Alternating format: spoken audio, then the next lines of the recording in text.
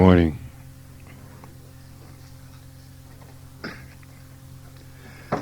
The first thing I'd like to do is acknowledge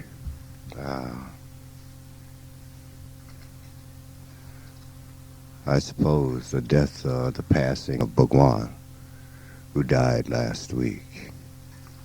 It seems that he died of a heart attack and was cremated, I guess, Thursday.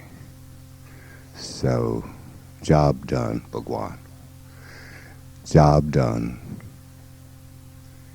As we have stated, once the job is completed, once what you are here is accomplished, then there is no need to stay. And it's happened all throughout history. Once whatever in particular is done, it's done. I think we have, again, a fear of death. A fear that says that there is something wrong with death. There is not. It is a natural part of living. In some sense, we seek to live forever. Medical advances, this, that, and the other. We hope, we hope, we hope. But it is not possible. Man will always die. It is something that each individual has to come to grips with. At the base of all fear is the fear of annihilation or death. At its base.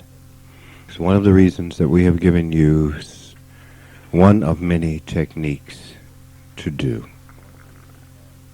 so that you have certain experiences that will allow you to know that there is no such thing as annihilation by your experience with it.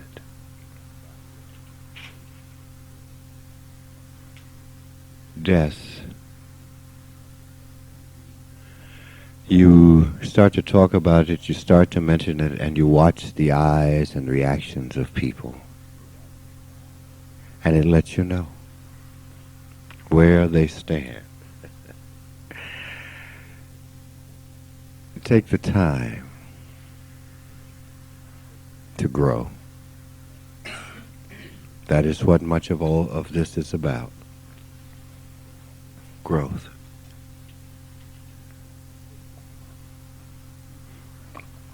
Take the time to use your experiences to the fullest. Ask the fullest question possible. You see, quite often we get into a frame of thinking, a line of thinking, and every question that we ask follows only that line of thinking. If we get into a negative thought, every question covers the negative, the negative, the negative, the negative. You must make your questioning circular or spherical.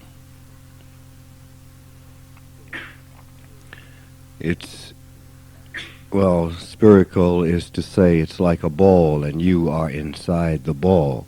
The question extends in every direction rather than circular, because we can look at a circle as a flat area or as a plane area. We don't wish to look at it as a plane, but as a sphere. So that you have questions answered.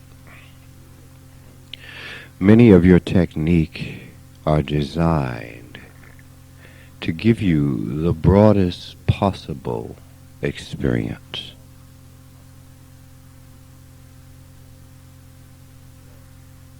The broadest possible experience. What has been said to you has been said to reach into you and touch the broadest possible answer, so that as you live your life and you must answer the question will come back whole rather than in parts. And it is a way of trying to overcome or short circuit the manner in which we think when we think only in one line of thought. You see, we also think in one line of thought when we start to think about the, quote, good. But the reality and the truth about knowledge is knowledge encompasses all sides. Knowledge encompasses all sides of a particular question. Because if your knowledge only encompasses one side, you are still like this. You're leaning one way to the right or to the left. And that is not where one should be when we have obtained knowledge. Let us look at the question of death. A part of the awesome beauty of death and the realization of death is that it teaches you, if you see it, it teaches you how to live. Then no one has to tell you. No one has to tell you the right decision to make. No one has to tell you to be generous and kind and loving to your fellow man or your fellow creatures upon this earth, or the earth itself. See, no one will have to say that if we understand about death. If we understand that the time upon this earth, no matter how long, is not long. What's 70 years? Well, it's really a blink in your eye. Few of us are reaching or coming to that point. And we realize that 60 years is nothing. 50 years is nothing. 70 years is nothing. We realize how short life is. Even if you live to be 100, it is but a short time. If you would but look at the span of your life right now, you'll see you were only a child yesterday, you see. And as you get older, it appears to get faster. The years go by like that. Just bang, bang, another year, another year, another year. The older you get. So the time and itself appears to shorten. So if we really realize this thing, we look at it. Now, I guess the point I want to make about that is that you can look at that and feel the sorrow within your heart and never go any further. Never go any further than what I have created in this moment, instead of what I've created in this moment and what I can't create for the next moments, the rest of my life. When we do that, it's easy. Things change. You're not so abrasive anymore. You're not so unwilling to share. You're not so unwilling to see other perspectives, and that all things are not just from your limited perspective. I've listened. I met with a person that I had not met with in quite some time yesterday, and I listened. And I listened to them talk about the experience when I was in the hospital, and I watched the judgment on other people.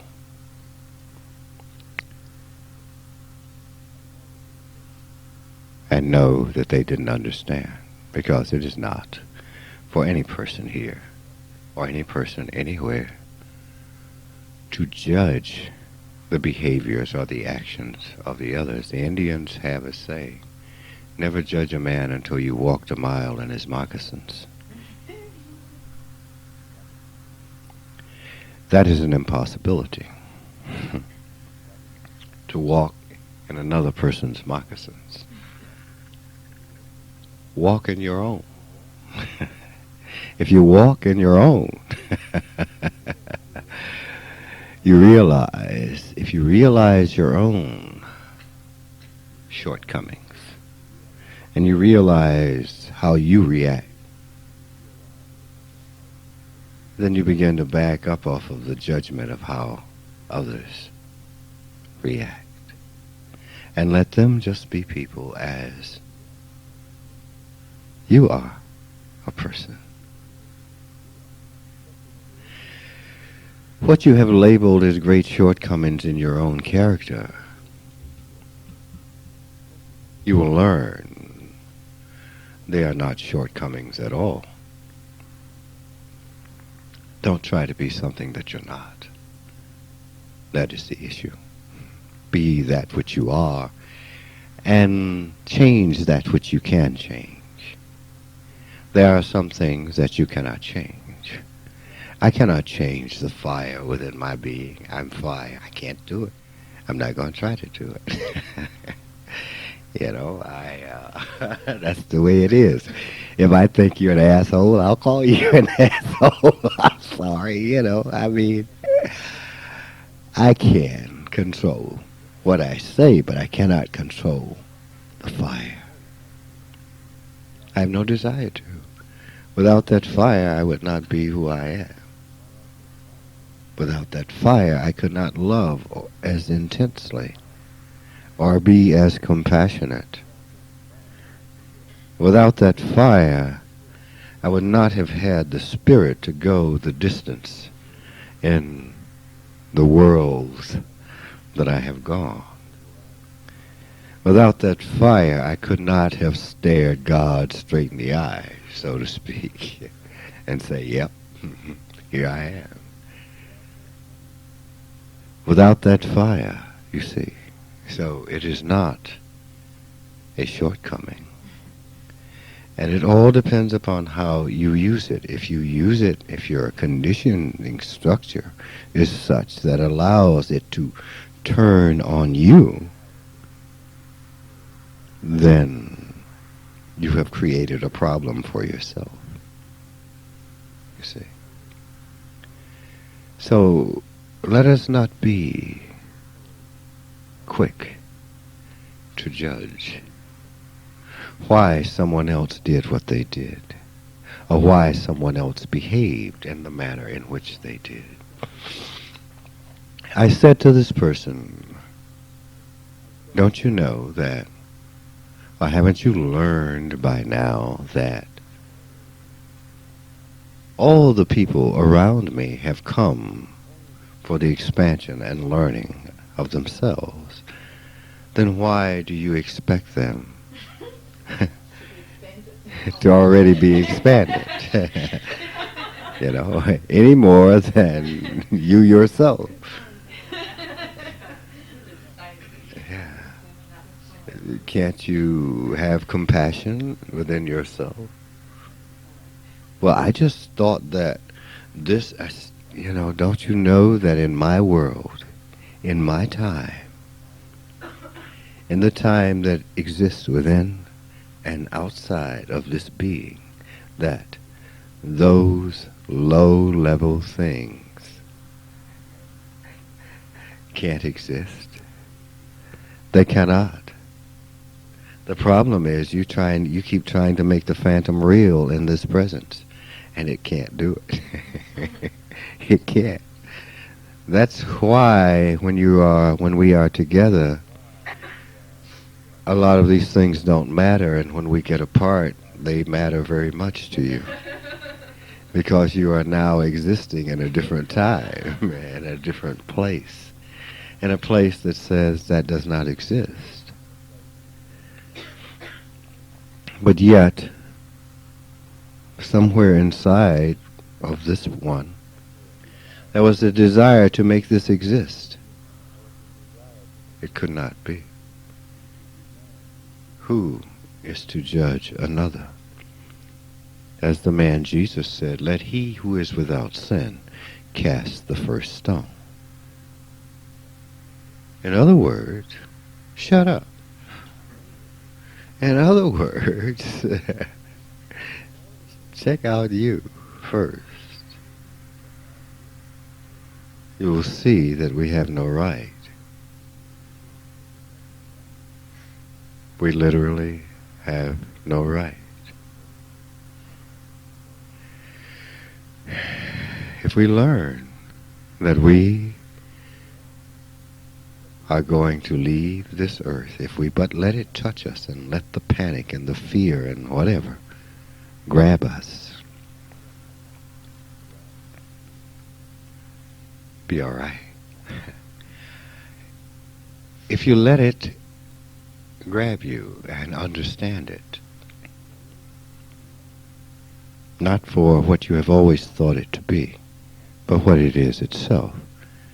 Several times a day, the feeling of suffocation comes over me. I cannot breathe. Probably because of scar tissue or whatever. I start to gasp for breath. There's a panic in the body. Body says, oh shit. What are we going to do now? And I've come to realize the passing of breath from my body. And that it will be this way. Body just will not breathe. And it will be done. And that's okay. But it's the constant reminder to be alive. And to be alive in my own special way. To be alive in the way of soft, warm air that is the essence of my being. Of soft, thick, warm air. That is my essence. It is not for you to be alive in the same manner. It is for you to be alive for whatever it is that you are. Just make sure that it's really what it is that you are, and not some game you're playing with your head. We will come to the same place. We will be able to sit together.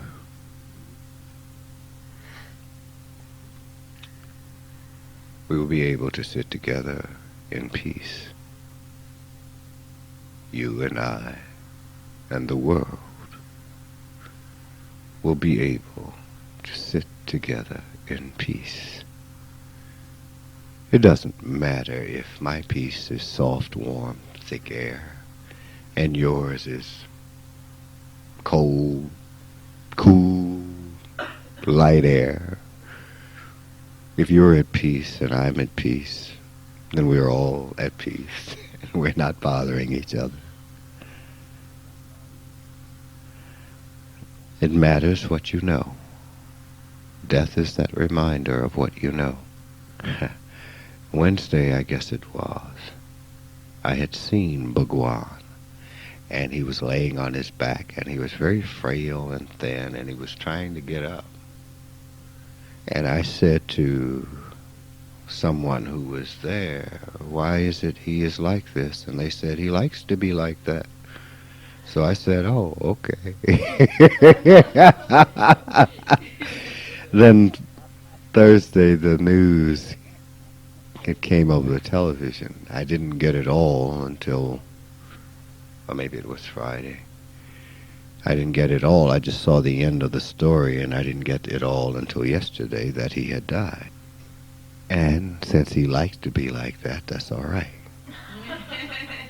Okay? It's his time. There should not be anger among people for this. There should be the recognition. Death is a wonderful teacher, and each and every one of you will have a close call with death. If you have not had it, you will have it soon. You cannot go through life and not have brushes with death. If you sit down and become upset and angry, you would have missed the message. You would have missed, oh, man, I'm alive. Now let me live. Let me not live in the poverty mindset. Let me live in the richness of my being, the richness, the creativeness of my being, however that creativeness flows. My creativeness flows toward method. My creativeness flows toward sight and teaching and others to see. Focusing, that is how mind flows. That is what I am. Now and then I will paint a picture. Now and then. My creativeness flows in the quietness of my being. I can watch television.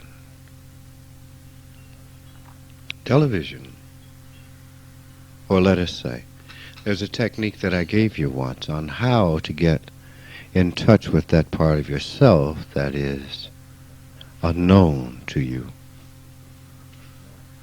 Well, television is one of those ways because it's one of those mindless things that you can do. It's a wonderful technique. You could sit and watch it and just hold a pencil in your hand and a piece of paper. At some point, it will just start writing all by itself and telling you things. Now, you can't take all of that as gospel because some of it's got to be crazy. You got to get through that. Tell you some weird shit. The craziness gets mixed in with the truth. But in time, it will all become clear. You'll get deeper and deeper into it, and that which is true, that essence of yourself will come through and come through cleanly and purely. It is technique. I perform this technique all the time. I say completely stupid things. If someone didn't know me, they'd think I was the worst racist, bigot. You know, what is wrong with this person? You know, no. What it is the statement of the ridiculousness of certain behaviors and acts in this world. I say things that I could not possibly mean and watch people's reactions. It's how I get much information about people and the relationship between people and myself. I say something, if they know me, they know it's an absolutely absurd statement. It's a statement about the absurdity of life. And they look at me and take me seriously, they got a problem. Because there's no way. I've been accused of many things in my life that I've said in just humor because I said them to people that didn't understand. Yeah, that I thought would understand, who were near and close to me, but yet would be accused of other things. So I don't make it any better. I'll say something else just as stupid. If that is what you desire, then you have to deal with that. You see, death makes us realize the absurdity of the, quote, seriousness of life. It's serious enough without being so serious. You know, these inferiority complexes, they are so serious. You know, life is serious enough without that. In your time, you will learn, if that is your problem, to grow beyond that. I am simply trying to facilitate it and say, there's a popular statement among people, God knows how much I can bear, or in its time. Bullshit. It's up to you. It can be now. So I simply try to facilitate to say that you can do now if you will. There's no such thing as God knows how much you can bear. Bear what? You're not bearing anything. You're making this whole thing up in your mind as to how bad it is. It's just what is. That's all. And you're making up. Right. God knows how much I can bear. Bear what? Yeah. Yeah. Bear what? I don't understand. You see, the whole load is an illusion. It weighs nothing. It has no weight. It has no fiber. It has no timber. It has no being. It has no essence. You've made it up inside your own head. Say, yeah, but I did it because my parents did this and they were crazy, and doesn't matter. You still have to stop it. It doesn't matter. You have to stop it as an individual. Absolutely, as you witnessed in your visit to the museum, where you saw that one of the things that our forefathers were forced to do was to 400 people in the hold of a ship were forced to, you had a space of 18 inches for months to cross the ocean. You say, my God, that's horrible. Yes. But the spiritual power that is gained through such triumphs, the strength that is gained, the triumph of the spirit that comes from overcoming such, quote, insurmountable odds, yet 87% survive. Insurmountable odds, but yet 87%. You see, there's a dichotomy there. Insurmountable odds and survival of 87%. You see, he knows how much I can bear. People bore it and said, hey, wait, it's bad, 18 inches, but I'm making it. I will survive. I will live. Another important point that you made about that was the spiritual experiences that were had. So you see, the question is, was it really bad? Or was it good? Not saying that it was not painful, not saying that it was totally and absolutely inhumane treatment, and not saying that those who did it were not sick. I'm not saying that. But it's an agreement of spirits for the uplifting of all humanity. You see, when one man, one human being rises, all humanity rises. And that is the way it is. When just one, it uplifts, it brings about something new in the world for all humanity. I discussed what happened. I told you that it affected humanity all across the world and will affect humanity for generations to come.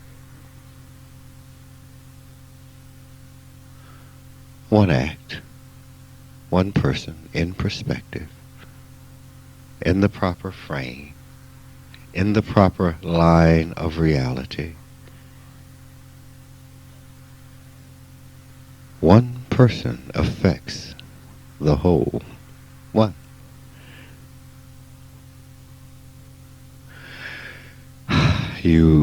In general, humanity thinks of itself as helpless. You cannot conceive of yourself creating an act that will influence all of humanity for generations to come.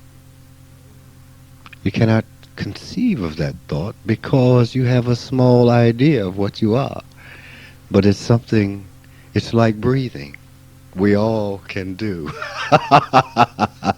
it only when you're enlightened that the one individual can affect all of humanity? No.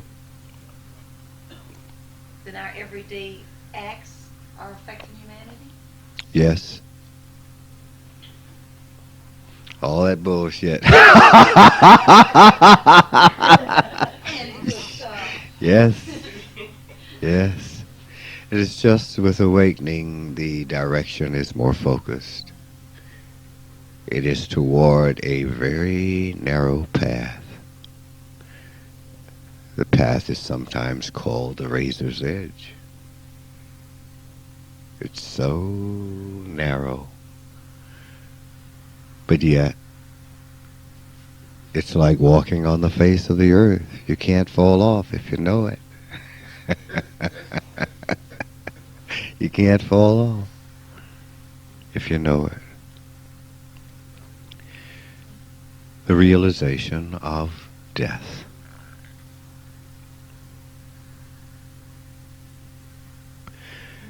The expansion of the idea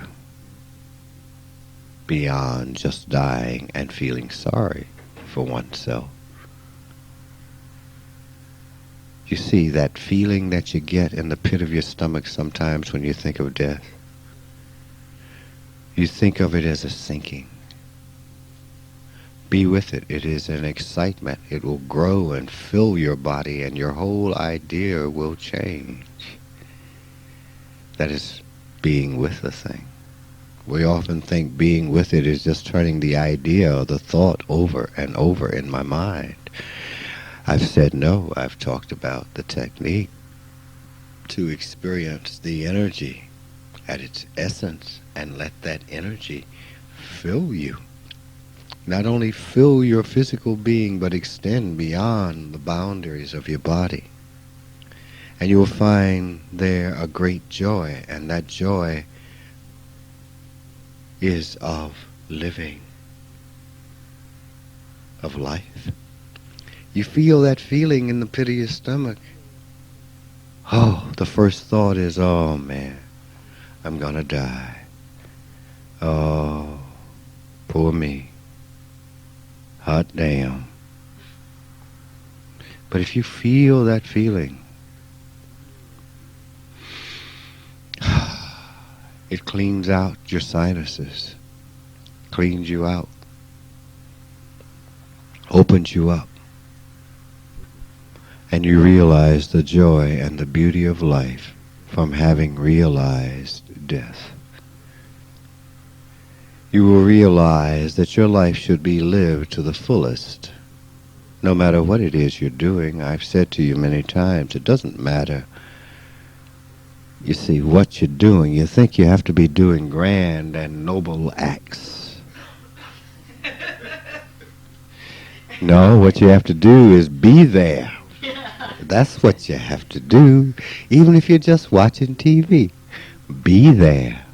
If you're sitting on your couch not doing one thing, if you never have a date again as long as you live, or if you never have a date for the next 3 million lifetimes, if you never have whatever it is that is so important, if you just sit down and absolutely be there, you are living life to its fullest. If you are absolutely there and alive. You see? Just be there. Totally and absolutely. You see, the law is the only point of power that you have is now. It didn't say, now doing this. It said, now. That means anything that is done now, totally and absolutely, becomes reality. You become filled with life because you are constantly giving birth. You're constantly giving birth to new ideas, new attitudes, giving birth to thoughts, giving birth to concepts, inventing. You see? So you become full of life. This is life germinating within you. It doesn't matter what you are doing. So, well, I am discovering a vaccine. I am more important than you. Eh. What are you talking about? Who told you some bullshit like that? You decided that you had to be above other men. It didn't have anything to do with the invention. You said, well, I discovered how to see beyond this reality. What good did it do? What good did it do you to invent your vaccine? You're still the same fool that you were before you invented it. Because otherwise you wouldn't think it makes you mean more to the world than other people. It shows the foolishness of thought. All acts being equal, the inequality is in man's mind. I could be the doctor that saves life after life after life after life. It does not make me more important than someone who is a carpenter, or someone who is homeless, or someone who is without a job. It does not make me more important. It's just what we do. Importance, it's all equal. It all has an impact upon the direction of mankind.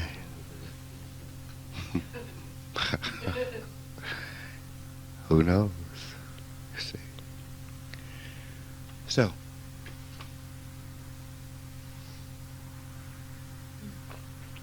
death is a wonderful thing. It teaches you to live.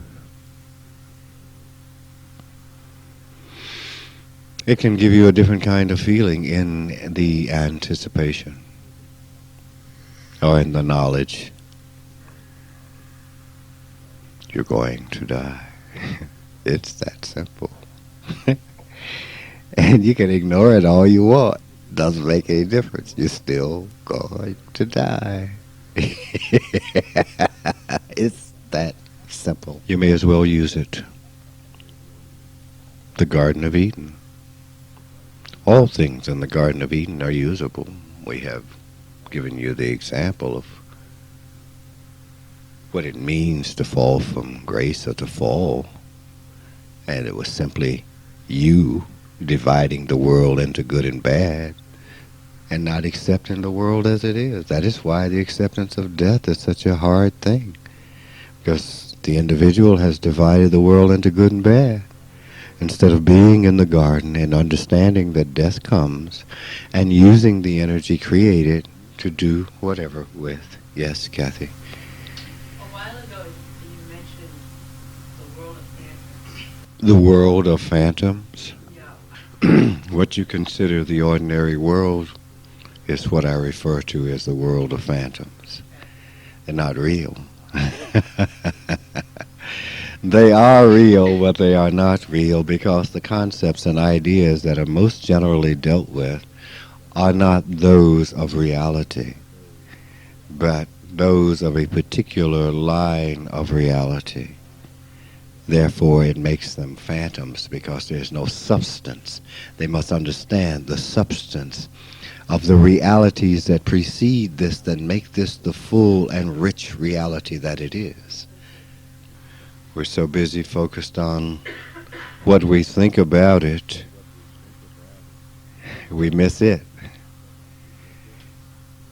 This is the phantom. What we think about it is the phantom. Someone asked the question once. I said, you must learn to focus on one point. And they said, isn't there a limit? Isn't that limited? I said, well, what makes you think that the one point has to be the size of a pinhead? It can be as big as this room. The one point can be as big as all reality. Who says it has to be tiny?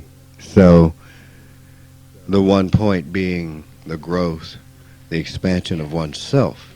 Real things must run throughout the fiber of all existence. And it does. And if we but follow it, it's everywhere. We treat all the same in terms of justice, in terms of love, in terms of caring, in terms of compassion. We treat all the same. You must. You must. Now, you can't bring that down to sex. You can't reduce it to that. What you have to do is expand that and see what it means. All must be treated as it is loved, as oneself. Well, you don't try to screw yourself. Well, maybe some of you do. I don't know. I don't know. But the point of it is, you don't reduce it, you see it for what it is. You see, so it's in treating the world justly and fairly, and not concern yourself with whether others do that or not. I am, I suppose, what is called a master teacher, in that I allow many things to happen without saying anything, but yet saying everything. That is to say, you must allow compassion, love, justice within yourself, regardless of, and then watch people make exceptions.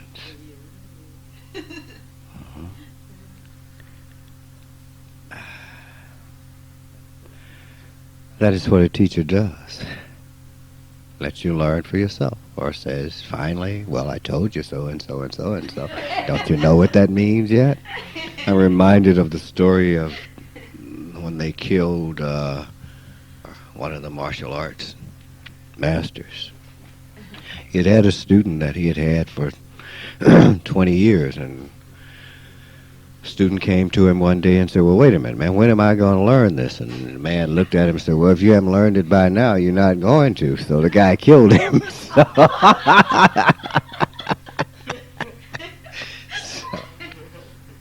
what it says is that it's, well, see, that attitude was one of the things, one of his problems, you know.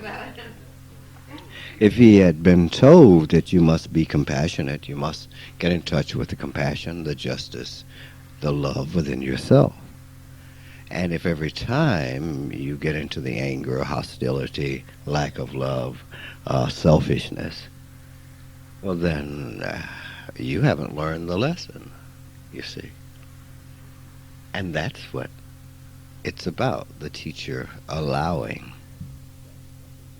to say, well, this is what must happen, and then sit back and watching. That's because that's all he can do. Because the learning is a recognition of the person. It's a sudden,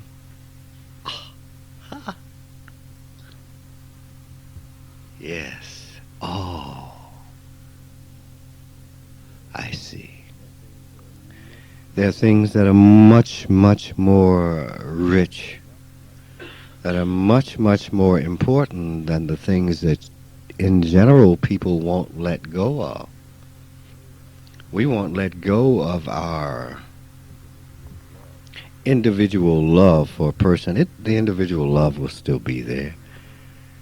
To see a greater message, we won't do it. We just won't do it. We hang on to our whatever it is we say we want. Well, that's like saying, I have in this box a box of cookies, and I have in this box the secret to life. Because the cookie box is bigger, you say, I want the cookie box. Because your appetite is bigger, you want the cookie box. You want that sugar taste to be satisfied within your own mouth without taking the box that contains the secret of all of life. Because you can have, once you learn the secrets of all of life, you can have a cookie when you want a cookie. What are you talking? It'll be just a cookie, right? Not more or less than anything else. All is equal. The joy of life, it's all there. But we don't seem, as in general, to want to let go. People say,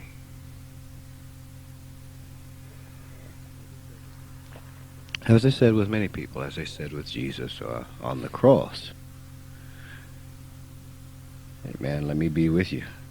It says, all right, as of this day you will be with me in my Father's kingdom, in my Father's house. Well, people say they want to be with me, but they have to know what it's like to die. And death means giving up all earthly existence. That's exactly what it means. That's exactly what it means. It doesn't mean dying. It means realizing that when you die, your favorite blouse, your favorite diamond, your money, your stocks, your bonds, your wife, your kids, your husband, your mama, your grandmama, they can't go. That's what it means. It means that is no more. That is no more. You see, I know that one day they will come and say, where is he? And he will be no more. Not within their range of vision. And for all intents and purposes, I will be no more. No form will be. So this is the realization of death. See, you have to understand what it means to give up. To give it up. It doesn't mean that you rise and say, oh, I don't need any money. And you float angelically away. It means you make a buck here, you make a buck there, you eat, you sleep,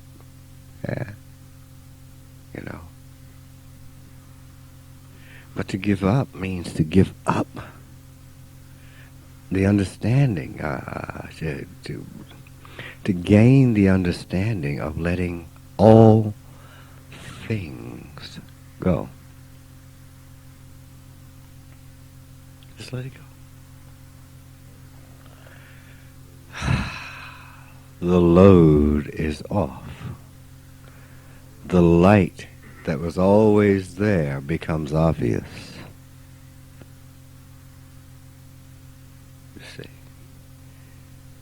you know that if you go tomorrow, you can't take me with you, because I don't want to go yet. I'm doing something else right now. Or if I go tomorrow, you don't want to go. got stuff to do. Yes, Amita. Is it possible to have been born this time and not be afraid to die? I mean, you know how we all have like little things we've already overcome, we've already understood.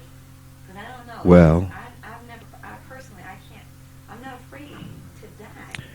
you must look at that carefully and find out what that means, because it's there. It's there. I've had the insecurity, I've had fear, but you've always said fear, the base of all fear is the fear of death. So that's what makes me confused. Yes. So I know I've had fear, so then I must be afraid to die, but I don't care. You must think about it. You must consider it. I don't think that you've considered it deeply enough. You must consider it very deeply, because insecurity, fear, at its base, is the fear of death, annihilation. It is there. It is there. It will transform itself, as all things that you think are X. It's like I had a conversation one day and with someone, and we talked about their misunderstanding of what I've said. When I say, what you think is not what is. So you have to take your time and understand what that means. Because if you think you already understand how this feels, you've only understood how it feels when you place your value on it. You will never know the fullness of that experience until you experience it totally and absolutely for what it is, without your value on it. That is what I mean when I say you don't know what you feel. And I know people have had problems with that. What does he mean? I don't know what I feel. Of course I know what I feel. Well, I meant exactly what I said. And you have to go beyond what you think you feel to find out what it is. You know, it's like, had Columbus not gone beyond what everybody else knew, we wouldn't be sitting here today. Because everybody else knew the world was flat and that you'd sail off it, fall off the edge of the world. Everyone knew that, except Columbus. Except Columbus. So what everybody knows ain't what everybody knows. You see, it ain't necessarily the truth. So when you know how you feel, you don't know because you have not investigated the lands of your own feeling. And let it be. Some things you have held very closely and very tightly ever since you were a little kid. You've held on to it for so long, you don't know what it is. You just react the same way. Sometimes we cut off things so we don't know how we feel. You know, we say, well, I'm not afraid of this. Well, if we are a person who shuts things down, well, of course you will say. You can't taste it, right? Right. So it's an honesty. You have to go with yourself. You say, well, how can you know that a person has not? Simply by the way they act, by what you understand. And what you understand, I can see from the way you behave in certain situations. Yeah, it's not hard. You know what the reality is, where it will fall if certain things are understood. You know where it will fall if certain things are not understood. So you just watch. And you see, and it defines itself. You don't have to make a definition of it. You just see it for what it is and understand it's what it is. People are what they are. They have come into life to understand whatever it is they have to understand. I guess sometimes the point is, are we spending the time understanding, or are we spending the time wallowing in? See, we can understand it. It doesn't say when you come into life, all right, now you've got 30 years, and in 30 years you've got to understand. See, you can understand it 3 minutes after you're here. You know, that's up to you. It's up to each individual. It is an individual thing. And all we need do is focus on understanding. What I have done is provided you with ways and means to understand. Ways and means. But as with all understanding, the greatest technique in the world does no good if the person does not wish to understand. They say, well, I'm doing the technique. I say, yeah, but with the wrong attitude. We'll say, I'm trying. I say, I don't understand what that means. Trying has built into it failure. When you say, I'll try, you've already said, I'm failing. You say, okay, let's get busy. Let's get on with it. As an athlete, I always like for the other team to try. I really loved it when they tried, because that meant they weren't committed. And they weren't committed. Hey, it's a piece of cake. Easy. Because my desire was to to win. I'm sorry. You know, it's the way it be. So, I think it is very important for us to open our minds, allow our experiences to happen. Don't get so upset because of any of them. Allow them to happen and understand yourself. You are all there is to understand, you see. So you must understand your own idea structure first, because this is what clouds the truth. See, and once you get rid of, you lay that over here, you see this for what it is. You see this for what it is. You see?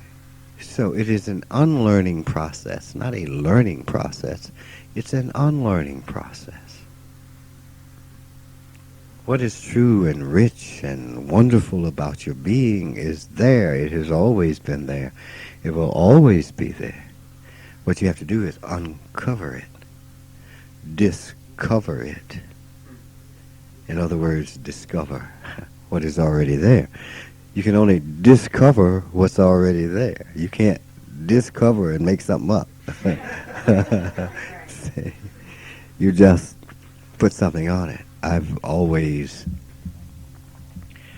it goes back to when I was in the martial arts, and I had to learn initially all my terminology in Japanese. And I used to say, why? They'd say tradition. What good is that? I speak English. You know, I say seiken, or 4-fist punch. If you tell me 4-fist punch, I know what you're talking about. I'm not Japanese. I do not speak Japanese. So the idea in understanding the technique was speaking to me in a language that I understood. To not add more, but to uncover, make clear. You see? We will say, I go to India and I study and I come back and I know all these Indian words. So, you come back dumber than when you went. Because you come back with these words and think you learned something. No. It is to uncover. not to cover. The more I put on, and this is the problem, you see many spiritual, quote, spiritual seekers who have no idea what they're talking about because they've learned something else and all they do is put more dirt on top of the essence that's there. It's an uncovering. The thing that happened to me happened because I discovered or uncovered. And there it was. It was simple. Why hadn't the world always been that way? It always had been. I was the one making it something else. You see. When you know you're going to die, you stop the game.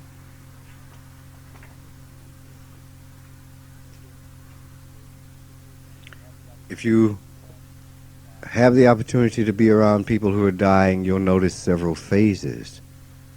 You know, they'll deny it, then they become angry. And then once they accept they're going to die, there are no more games. They don't play anymore. You know, it's just, here it is. We see that same thing happens. You don't have to be physically dying to realize it, but what you must do is realize you're going to die. Then, see, there's no more game. It's just truth. Just straight at you. It's just okay. You see, it is very simple. But that thing must be a reality and must be felt. And once we feel it, once we accept the fact, and that's the thing, that feeling comes up, you go, oh no, feel it. Oh man. You realize you don't have time for any of the games that you've played. Some of us have this thing about being women or being men. You realize that is not important. Whether you are a man or a woman is not important. That you are a human being is important. You see? You realize that all of your fears are not important. They just aren't. You realize that having all this or that, or this person or that person or this, and doing this and doing that is not important. It's okay to do it, but it's not that important. You don't play anymore. You don't want to play anymore. You notice that I'm a very alone person. I've always been. And you've heard me say. Part of that is because I don't want to play. I don't want to play the game. Whatever the game happens to be, I'm just being. So you want to play angry, you want to play this, and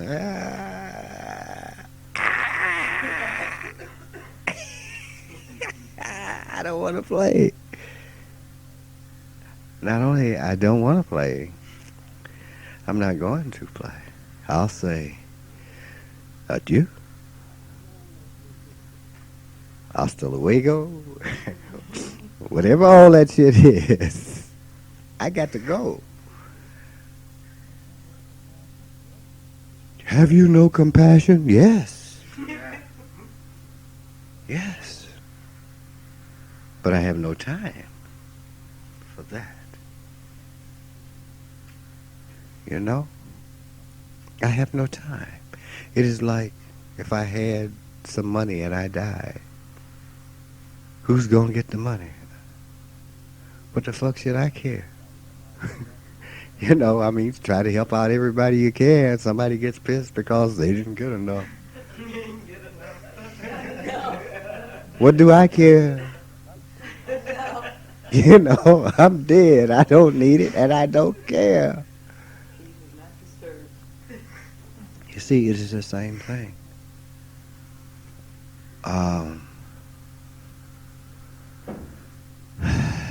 everyone had to have their chance to see me when you didn't know whether I was going to live or die. I stood for what I stand for. Then everybody had their chance to say whatever it was that they had to say. Every single person. It was about nothing more than that to me.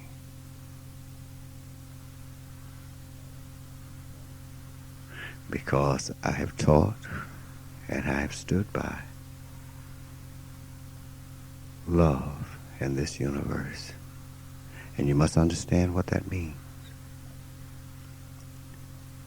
I've lived by it. I will die by it. That meant every single person had the opportunity to come by and to come in. Every single one. Every single one. And whomever felt slighted or cheated or whatever, that's something you have to deal with. That's your problem. See, life shows you your problem. And here's the law. The law laying there, tubes and shit running all out. Here's the law. The law says everybody deserves this because we have all loved each other. And you say, me, me, me. Well, you have violated the law. Where is your generosity? You see, the law is being generous. Where is your generosity? You must be generous. The law speaks. Well, I don't want to hear that. Well,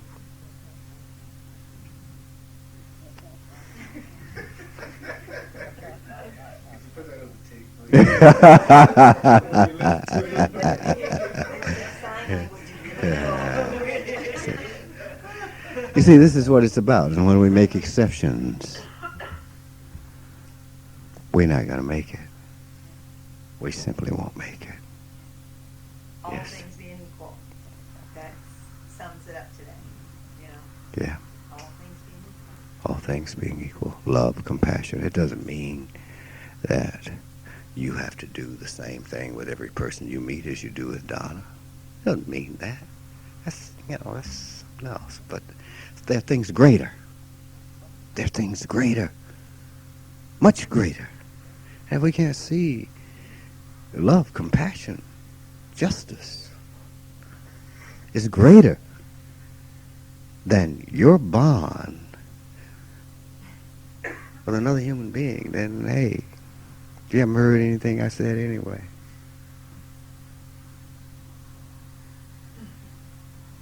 Die. Understand death. Live with death. You can't play anymore. When you know you're going to die, your soul becomes free. There's a feeling. That energy moves and it's exciting. You feel like you can't take it, but you take it because that's the way it is. It is that frees you, that opens you wide to all the law. And then you rise above the limited thoughts of your fellow man. You rise above the finite. Two infinites can share, two finites cannot share. Or more. 2, 3, 4, 5, 6, 7, 8, 9, 10 finites don't share in shit. Yeah, they do share in shit. See? But the infinites share in it all. Learn from death.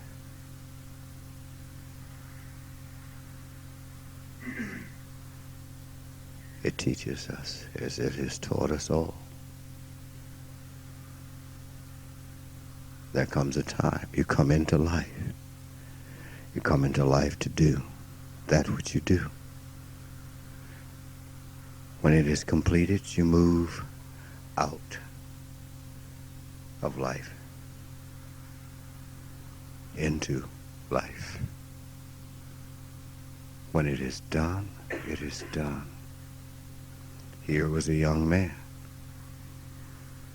who did what he came upon this earth to do, to build, to make a statement, and build it to a high degree, and with all things that come to peaks, the valley follows. He showed, he lived exactly what he said. People would say about Bhagwan, well, he did this and that and the other. He did exactly what he said. Now, you can't fault him for that. He said it's like this. Do what you want to do, and he did it. He didn't lie. He did exactly what he said he was going to do. He showed exactly what he said he was going to show. The end of it came. He had his respite for a while, and then passed on. It is done. And that's okay. That is the way it works. Only those who want to be immortal will fight with that. The body is mortal, it is corporal. That which is immortal exists without the body. If you seek immortality, if immortality is that you seek, then you must look in the right place. If you look in the place of things, all things are finite, and immortality cannot be found in them. The certain people believe that on Judgment Day that you would rise up out of your coffin. Well, who the fuck wants that? You've been shit hanging all off you and carrying on. No. And live in flesh forever. Oh, what a pain in the ass. Come on, it's what it is. No more, no less. It has its time, and having its time, what was that? The moving finger writes upon the wall, having writ, moves on.